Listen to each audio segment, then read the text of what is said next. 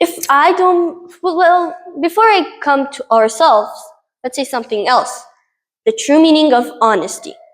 When we're in kindergarten, high school, college, what are we told by our families, parents? Being honest. If we don't become honest with ourselves, like we will have so bad consequences. So why do you lie?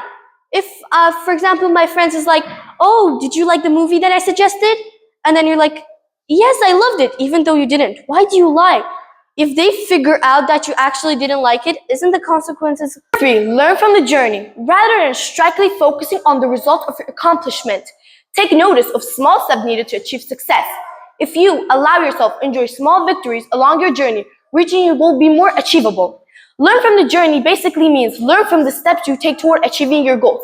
When you first start working on your goals, the first steps you take, you make some mistakes.